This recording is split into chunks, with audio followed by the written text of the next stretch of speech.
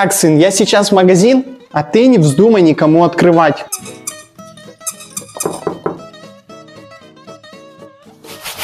Да, кто там? Здравствуй. А взрослые дома есть? Да нет, конечно, а конфеты у тебя есть? Если нет, то я тебя не впущу. Черт. Слушай, малой, я сейчас хожу за конфетами, а ты пока никому не открывай. Ну давай, хорошо.